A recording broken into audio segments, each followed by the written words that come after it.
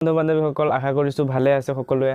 তেতিয়াহ'লে আজি দুটা কুৱেশ্যন আনিছোঁ আৰু এই ভিডিঅ'টোৰ জৰিয়তে খালি ইনফৰমেশ্যন দিব বিচাৰিছোঁ যে প্ৰতিটো ডিষ্ট্ৰিক্টৰ কুৱেশ্যনবিলাক সলভটো কৰি আছা চাগে।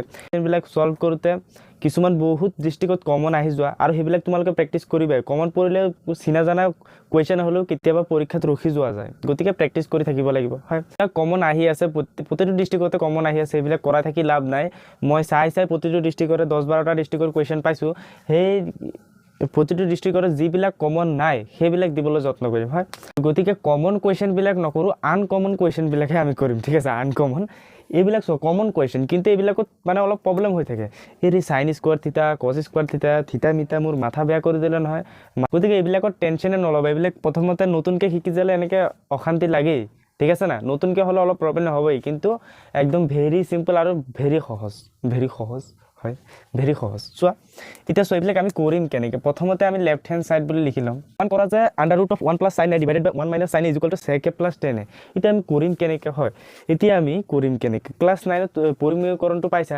এতিয়া চোৱা ইয়াত আমি কৰিম কেনেকৈ বস্তুটো। এতিয়া প্ৰেক্টিছ নকৰিলেতো নোৱাৰিবা। হয়, প্ৰেক্টিছ নকৰিলে কোনেও নোৱাৰে। হয়, মই এইটো কিমানবাৰ প্ৰেক্টিছ কৰিছোঁ, আমাৰ এক্সামতো আহিছে, মই লিখাই নাই। ছাৰে গালি দিছে, ধুত তই কিয় লিখা নাই। মই কৈছোঁ ছাৰ প্ৰেক্টিছ কৰা নাই আৰু বুজা নাই। হয়, 1 + sin a * 1 - sin a into পূৰণ কৰিম। এতিয়া চোৱা এইটো যে আছে এইটো আমি এতিয়া তলৰটো এতিয়া আমি a² - b² ফৰ্মুলাত পেলাম। কেনেকৈ পেলাম চোৱা, a - b এইটো a ধৰি লোৱা আৰু এইটো b ধৰি লোৱা। হয়, তেতিয়াহ'লে 1 + sin a যদি দি দিওঁ,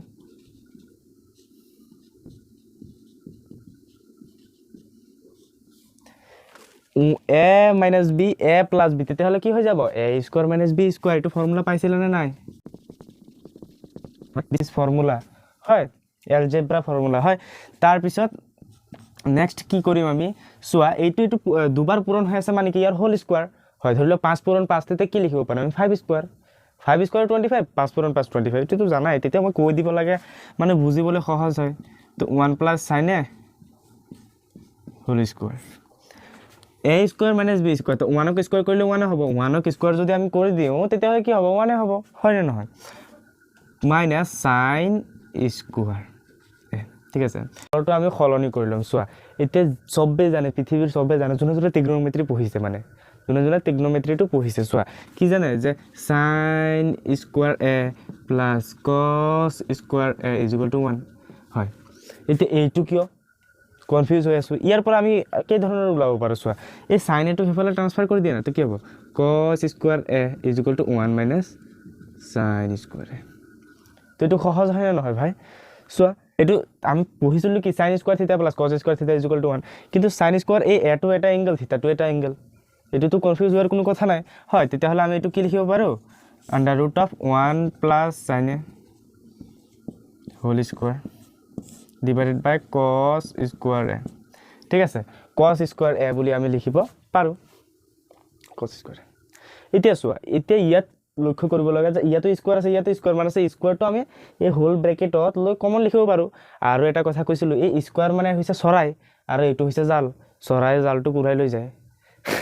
এইটো হৈছে এটা মানে ফানি ৱে, কিন্তু এইটো কি হ'ব স্কোৱাৰ আৰু স্কোৱাৰ হ'লে কাটা যাব। যেনেকৈ আমি লিখিছিলোঁ √3 যদি স্কোৱাৰ কৰি দিওঁ অনলি 3 হয়, মানে স্কোৱাৰ চিনটো কাটি যায়। চিম্পলছে এটা নিয়ম আছে, কিন্তু এতিয়া ক'লে বেছি পাজল লাগি যাব, এইটো কনফিউজ হৈ যাবা। ঠিক আছে, তাৰপিছত আমি চাওঁ।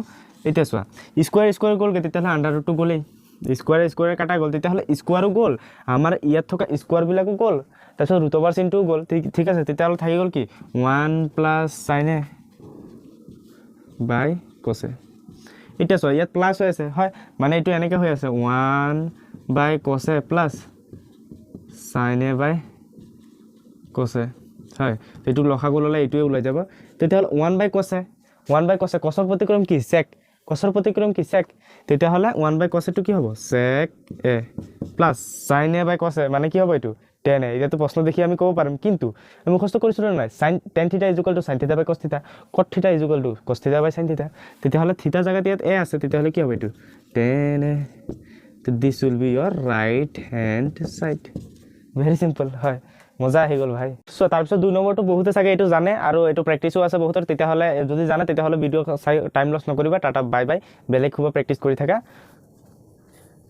ঠিক আছে 2 নম্বৰটো চাওক যদি sin x + y = 1 কমা cos x - y = √3/2 তেন্তে x আৰু y নিৰ্ণয় কৰা হয় ইয়াত এটা কন্ডিশন আছিল ঠিক আছে এতিয়া বস্তুটো আমি জানো কেনেকৈ কৰিম চোৱা সলিউশন তেতিয়াহ'লে এটা আমি কেনেকৈ কৰিম sin x + y = 1 হয় এইটো চোৱা আমি কেনেকৈ কৰিম এতিয়া এই sin x + y যে আছে এটোতো এটা এঙ্গেল না সাইনৰ লগত কিবা লাগি থাকিলে এটো কি হ'ব এটা এঙ্গেল হ'ব এটা কোণ হ'ব তেটো কোণ বুজাই আছে তেতিয়া আমি এই 1 ৰ ভ্যালু আমি sin কাটিব লাগে ট্ৰিগনোমেট্ৰিক ৰেশিওটো কাটিব লাগে তেতিয়াহ'লে sin কিমান ডিগ্ৰী এটা এঙ্গেল এটো এঙ্গেল তো এঙ্গেলটো আমি ওলাব লাগিব না তেতিয়াহ'লে sin টো কাটি দিটো ইমান বুজাব নালাগে তেতিয়া কৈ দিছো তেতিয়াহ'লে sin নাই কিমান ডিগ্ৰী 90 ডিগ্ৰী হয় 90 ডিগ্ৰী 1 sin 90 ডিগ্ৰী ঠিক আছে তো sin কাটা গল তো কি হ'ব x + y = 90 degree that will be your equation number 1 2 number ইকুৱেশ্যনটো আহি গল তোমাৰ cos